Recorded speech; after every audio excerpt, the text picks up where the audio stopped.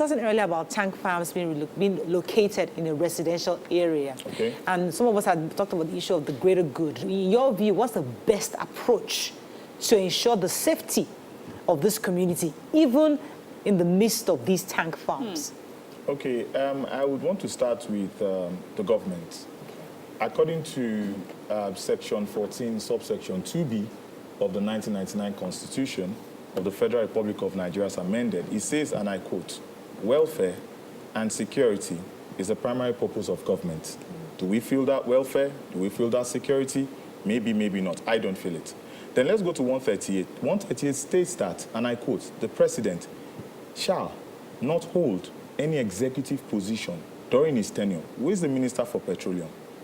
147 also talks about the Senate, what's it called, confirming ministers. Was he confirmed?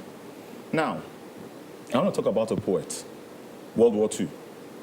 Pastor Martin Niemöller, 1939 to 1945. He said, and I quote, "They came for the socialists. I didn't speak up because I was not a socialist.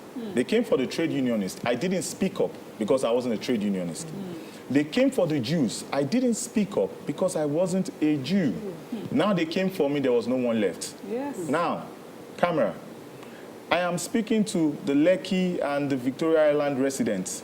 They have come for you. Don't worry. You see what happened in Apapa and what happened in Satellite Town? They have come for you. Now let me answer your question. Now, you said, what can they do or what can we do?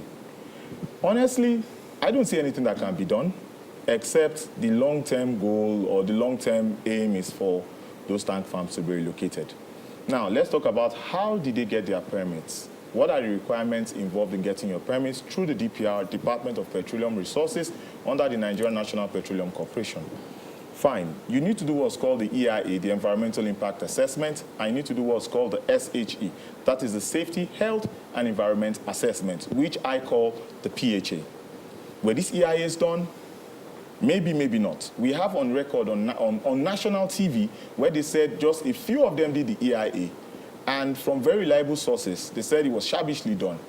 Definitely, the PHA wasn't done. The PHA is a process hazard analysis. My apologies, I'm going to be using some technical jargons here at times. Pardon me.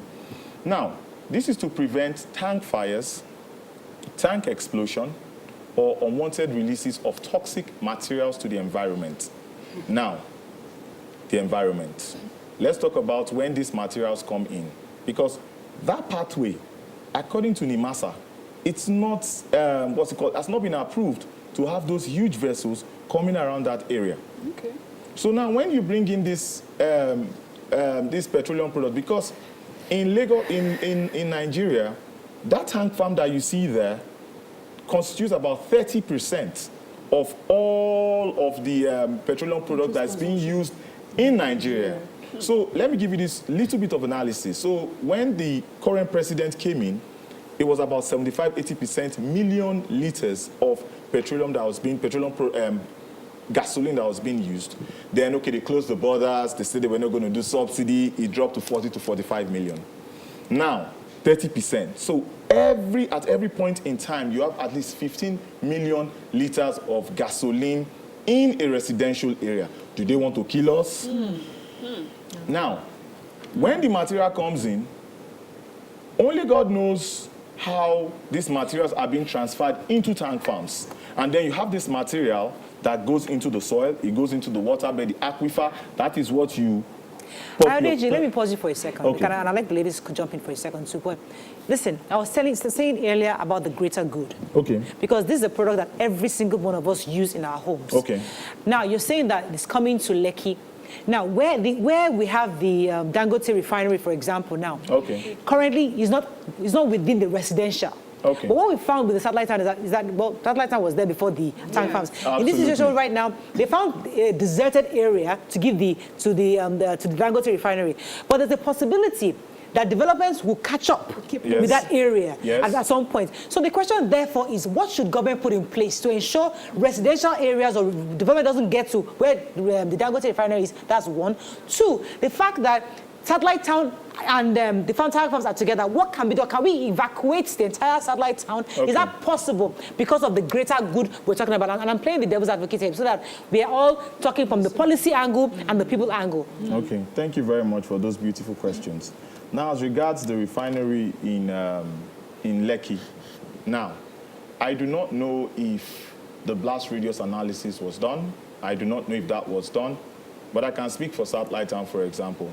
We've done the blast radius. It tells us that when it happens, because it's going to eventually happen within 5 years, when it happens, you're looking at about 2 to 4 kilometers, at least 4 kilometers for the blast radius. Okay, first. okay. Yes. Blast radius means that when there's a certain explosion, this is where you feel the full impact. So we're looking at 4, 5, 6, 7 kilometers. For example, when we had the Ikeja bomb blast the other time in 2001, in Ikeja they were feeling it's a satellite town. Yes. Yeah. So what I'm saying is that they do the blast radius. What about when when development comes in? There's what's called the right of way. When development comes in also, now I want to speak a technical jargon here, and I want to talk about the DPR also. I hope that they did a very good, they did their job, because it seems like they didn't do their job in Satellite Town. Now, if you look at their policy, they said that tanks between 150 metric tons and 300 metric tons, that the distance should be, is it 30 meters?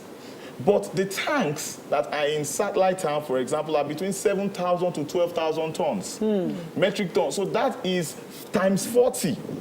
And according to, this is a technical jargon, pardon me again, National Fire Protection Agency 30, which is under the RAGAGEB, which is recognized and generally accepted good engineering practices. It says when you have tanks that are between 2 million to 3 million, at least you should have about 185 foot, 185 foot, which is like maybe like 60 meters, 70 meters, kind of. That is a way. But then, if you do not have all the safety measures in place, such as inert gas, that is nitrogen, to ensure that air is not coming in, then you have to multiply that by 2. So that's like 370, and 370 being like 120, 130 meters. So that is just alone to address the distance. So when you're talking about what can be done, that is the first step. That is the first step. And then begin to look at your blast radius analysis, your thermal heat radius analysis. I tell you, when it happens in Satellite Town, people's skin are going to peel. The first 2 kilometers, people's skin are going to peel. They are talking about 4 kilometers. They are going to really feel the thermal heat. The thermal heat impact. So I hope that they did all those analysis. Now, when you come to Satellite Town, what can be done? Should they move the community? Community that was there since 1960. Community, where they bomb me. Let me speak Pidgin English. Where they bomb me. Where will you move to? Where I go? Where my people go? No, now. May I follow? So they can move to tank farms that are 1,130 meters? No. The tank farm shouldn't even be there. It's a residential area. They should remove them. It's there already now. So should we remove those tank farms that are 130 meters? Okay, let us be realistic here. Let all of us be realistic here. If they move these tank farms from this area, right here, right now, one thing is going to happen. What's going to happen to the banks? The banks borrow these people money, almost $1 trillion. That's not our concern. I know. What I'm saying is that, Nima, let us be realistic. I understand it, but let us be realistic. So we're looking at the economics of it. No, what I'm saying is that you look at the economics. 30% of all the gasoline that we use from that area is coming from that area. So if you take it away, you know what is going to be the repercussion on the Nigerian community and society. However, it still needs to be taken away. Because when you say what are the contingency plans, dualizing roads, what's the meaning of dualizing roads? What would dualizing roads do? You fix the roads, those tank trucks are being there, ravaging the roads. So as you fix it, you ravage the roads. So let's talk about, we've had the Adosoba explosion that happened recently, because I don't care where the investment is coming in. What you're investing in is going to take lives. It's putting people's lives and livelihoods at risk. So let's talk about how that, when it happened, the magnitude of it compared to what might happen, compared, to what is existing in Satellite Town now, what might happen compared to that.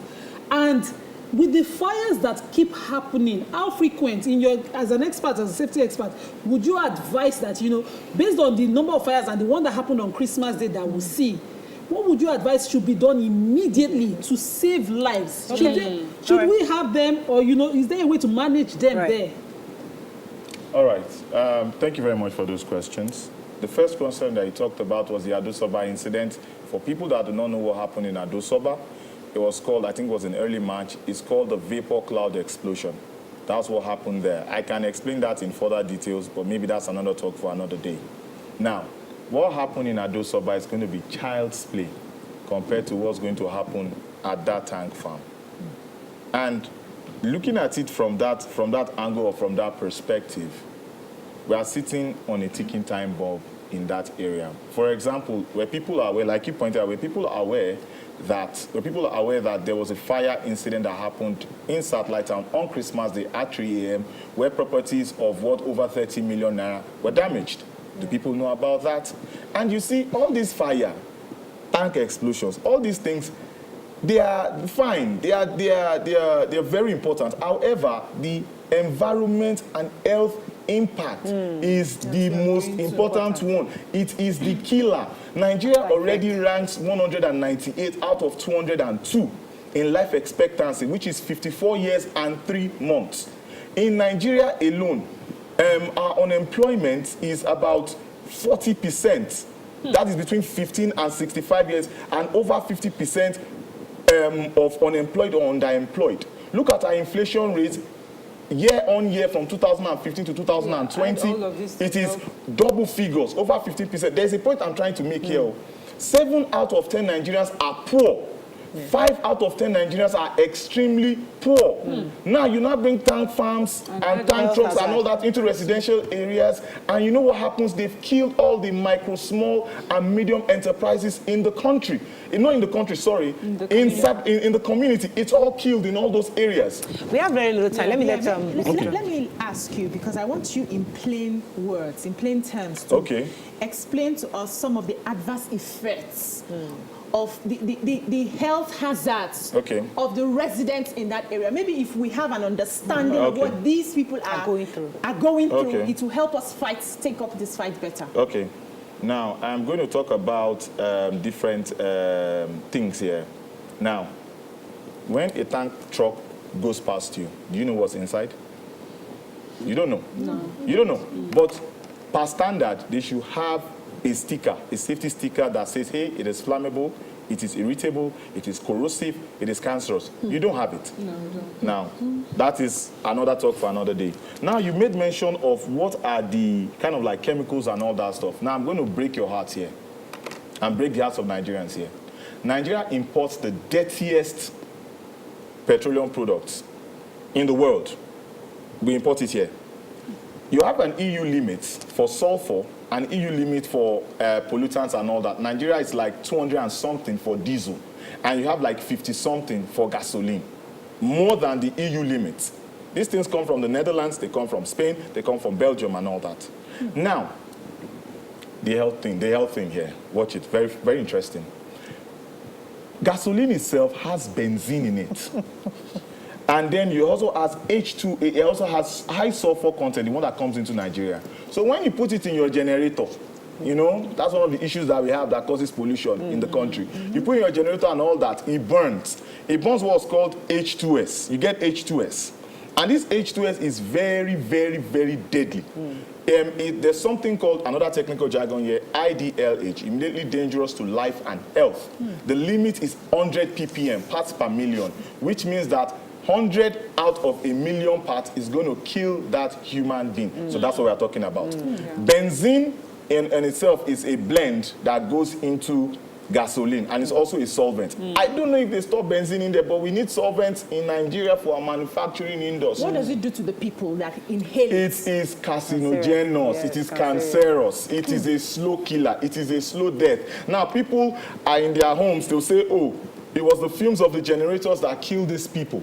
But really, did they break it down to analyze, okay, what were the chemicals that actually did these damages? I can assure you here, is that H2S, is that benzene. All right, go ahead, Maria. Yeah. So let's just say government is stumped about what to do, going forward. So they found themselves here. People will tell you, it was not my administration that started it. This is what I meant, and I don't know what to do. Are there instances of things like this happening in other countries, and do we know how they handled it? And maybe we can learn from that. Okay, now, I'm going to go a little bit philosophical here. Now, there is a fundamental problem, and the fundamental problem started during that Industrial Revolution in the mid-19th century, and Africa was not carried along.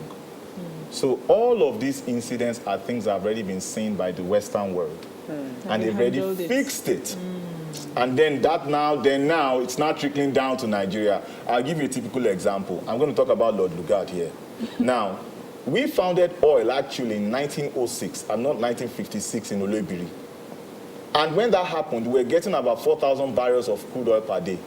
But they killed it. There was a Canadian man that got killed because they wanted to stop that industrial revolution coming to Africa, coming to Nigeria especially, because if you see crude oil there, then definitely, oh yes, there's going to be, there's going to be revolution, there's going to be industrial revolution going on in that area. So they've already taken care of all of that, but we can take cues from it. Now, I want to talk about the economy a little bit. What can we do about Nigeria's economy? There are templates out there that we can take. Let's talk about China in 1979. They did what's called the decollectivization of agriculture. They sent everybody to the farm in 1979. They fixed their monetary and fiscal policies. Fiscal policies are talking about government taxes, government tax exempts. You're talking about, what's the other thing? Government spending and government borrowing. They fix their monetary policies such that they open a free-running market economy. And also, very importantly, their MSMEs. They try to improve on that, give them more money and all that stuff to take care of them. There was a point you made a few weeks ago on your show, Morayo. You said, why is it that the Nigerian government spends all this money, gives people money so that they can help their businesses out because of COVID? But we all know, 70 to 80% of that money goes into consumption. So what happens with the remaining 20%?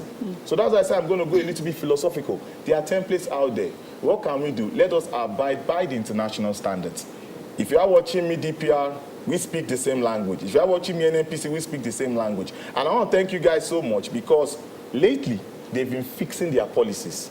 When we began to go the technical route with them, because I speak their language, they speak my language, we know what we are saying. Then if you go on their website, start saying updated August 2020, September 2020, November 2020. Let me give you a shocker. That policy that they used to cite tank farms, they actually removed it from their website. In September, October, November, they removed it. We're finding monetary spirits. Yeah, it's the thing. That's my community. Okay, when I came back home, I've been away for about 9 years. When I came back home, one of the first things I did was, how can I give back to my community? I went, and that's why I implored other people to give back to their community also. I went to where I stay, and what can I do as regards the water thing? And also, we organized a seminar as regards tank farms also. We organized a seminar as regards tank farms and all that, and sensitize the community. And now the community is really knowing what is really going on with them and letting them know that you can make a change. If you're watching me, you can make a change. They are human beings. Speak to them, speak with them. All right. In Satellite Town, you know that when these inflammables are transported to tank farms, there's always gaseous pollution in the environment. Okay. How does this affect? Because I wanted you to land on Obiajilu's question, and I think you missed it. Okay. How does this affect the lives of those living within?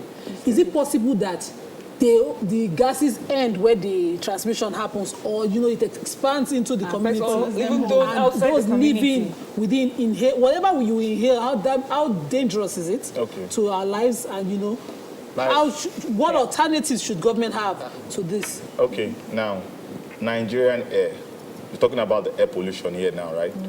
According to a CNN poll in 2016, Nigerians breathe in about 94% polluted air, less than 6% already. These materials that go into the air and all that, they go somewhere. We breathe them. And these things they have different levels, different grades. Because I'm going to tell you, Nima here, I honestly do not know the materials that are being transported.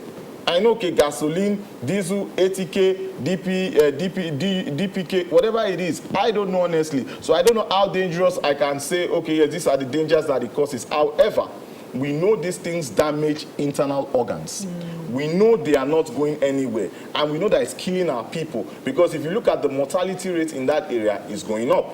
If you look at the kids, they are having a brain drain. If you look at it here also, the women are having deformed kids. Yes. If you take a poll right now. Not in Nigeria. No, I mean in satellite town. I mean that our area. I mean that's what I'm talking about. I know right in that tank farm area. That's what I'm talking about. I'm not talking about abroad, though. Our community. If you look at that area, you'll be seeing different terminal illness springing up. I can tell you that we are actually the ones that are bringing down our life expectancy in Nigeria. We are the ones bringing it down. We have to run, unfortunately. Thank you very much, Mr. Bakare. I really appreciate your thoughts this morning. And we're going to bring you back because we're not going to just stop this conversation. As long as Nima is on this show, we'll continue to be reminded that community needs attention. Thank you. I appreciate you. I have to ask you a personal question. Personal question. Okay. Are you single? Because the way you are speaking, I'm feeling this guy, and I have plenty single sisters. Are you single? Are you single? No comment. No comment. But there's nobody. Is anybody there? No comment. Nobody's there. Because what you only love you. No comment. But I just wanted to add that a lot of the reps that we have at the National Assembly and wherever take us back to the serious let me thing just now. finish. You discuss with him after when you will be able to comment on that. If they were as exposed to information as you are and educated, and if even people in the community understand what they go through and what they face daily, probably we would. Possibly. Unfortunately, I have to run. You can't answer that question. No, that's all we can take. I was asking you a question. That's all we can take on the show. I really hope you're single so I can hook you up with something. But have a fabulous day, guys. We'll see you tomorrow. Bye for now.